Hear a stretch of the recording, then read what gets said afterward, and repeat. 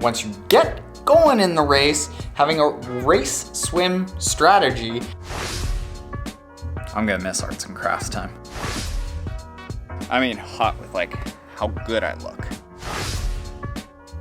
Trainiacs, as I mentioned yesterday, we are officially out of places for me to sit besides my desk here in the office. Countdown is less than 150 hours before we gotta be out of here. Bye-bye, brick background. OT was filmed here. Old school Triathlon Taren. Continuing on with yesterday's vlog, where I talked about how to warm up for a race with that 10-10-10, 10 minutes bike, 10 minutes swim, 10 minutes run, not necessarily in that order. Warm up to get you ready for a race.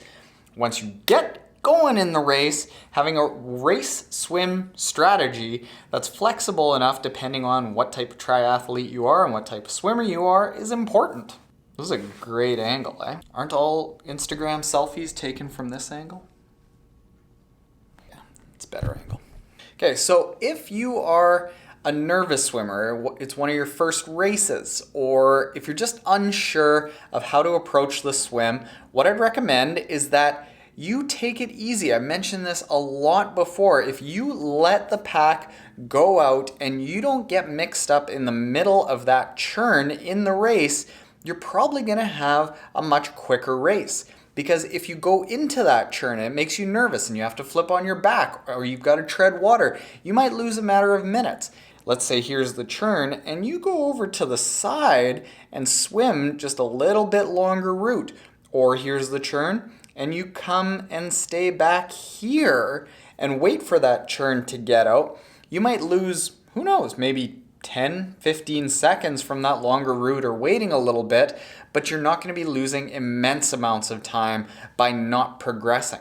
So if that's the type of swimmer you are, for starters, get into a position that you're not going to be knocked around. You can develop into getting into that rubbins racing, but certainly not for your first race and certainly not if you're nervous in the swim. Now let's say that you are a more confident swimmer and you're looking to have a faster race by having a faster swim. Well, in that case, you want to get right there in the middle and mix it up with everyone.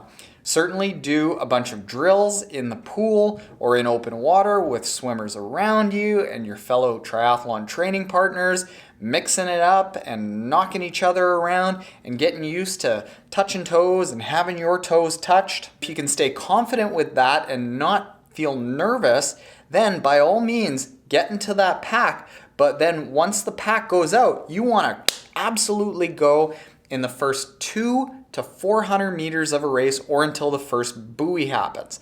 Once that turn happens at the first buoy, the group is going to end up stretching itself out and it's kind of going to seat itself. So what you want to do is you want to go as hard as you can for a little bit of time at the start to get on people's toes who are faster swimmers than you are, and then you'll be able to get a draft that's faster than you should be going. And instead of having to try to swim that fast, which ideally you don't even have the ability to do, but they do, you get the benefit of their speed and just stay in their draft and not work nearly as hard. What you have to do to get used to that though, is you've got to be doing workouts in the pool where you're going out really hard for 50 meters or 100 meters, maybe even 200 meters, and then without taking a break, continuing to swim and recovering while you're swimming easier so you can bring your heart rate down. Really good stuff here, folks. Up here, I will put a link to any sighting videos that I've done. Actually, there's one really good sighting video that I did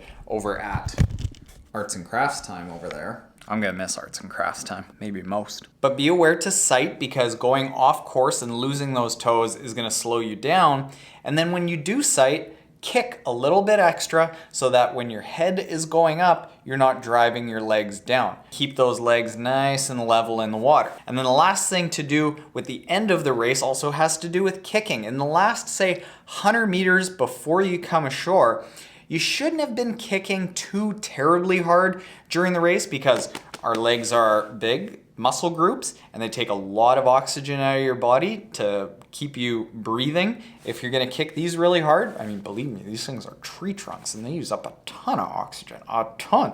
I don't know why I'm whispering this. So you shouldn't have been kicking really hard during the race, but what that leads to is legs that might not be as warmed up as your upper body, and you are about to use those legs as you stand up on shore and run to transition 1. So in the last 100 meters of the swim, make sure that you pick up the speed of your kick just a little bit to kind of reawaken them. And the last thing, I will link to a video that I did up here that was probably around a month ago where I talked about the differences between pool swimming and open water swimming.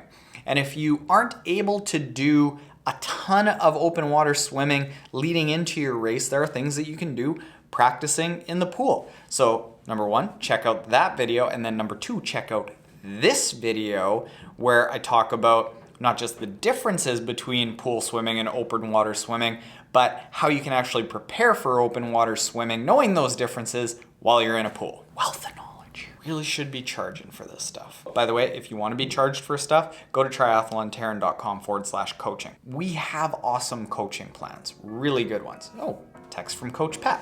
I am legitimately just a little bit afraid of this run. It's not for dogs. This is not for most trainiacs. I don't know if this is for this trainiac. Okay. Wish me luck, everyone.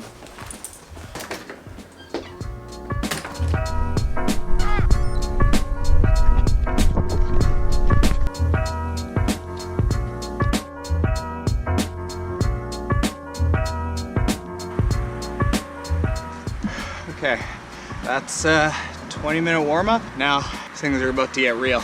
You're not gonna see me a lot for the next 5K.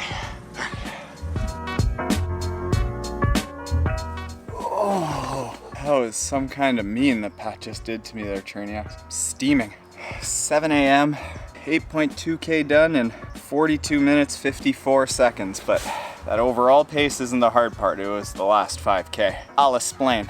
I wish you guys could see the steam coming off of me. I think it's just coming off of my shoes because I ran so fast. Okay, go over to Strava to give you the official splits. Cancel that. Garmin Connect for the official splits. So with the race coming up this Sunday, we don't want to necessarily tire me out, but we really want to get my legs nice and snappy, used to that race speed. So what Pat had me do there was a 20-minute warm-up.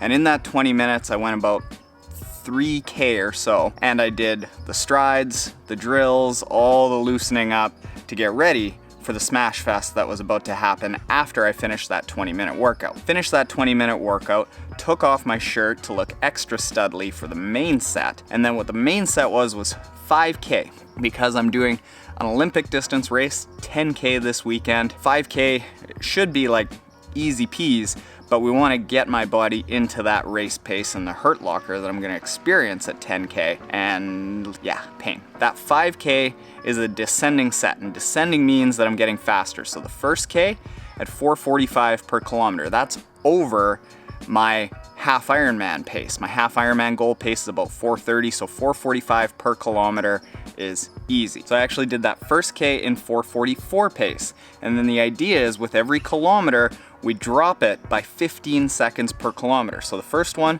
was 4:44 in 1 kilometer, then I did a 4:31 kilometer, then it starts getting pretty fast because it's over the pace that I've been training at for 9 months. So the third kilometer was 4:10, the fourth kilometer 3:55, and then it got serious. We finished with a final kilometer at 3:40 per kilometer. That hurt. It's like 13 degrees out and I'm perfectly comfortable because I generated a ton of heat there. I mean hot with like how good I look, not heat. I caught some looks from the neighborhood moms. I caught them. All right, Trainiacs, I gotta go to the office and tell you about swim strategy. I think that's what we're gonna do. But you already know that. All right, later.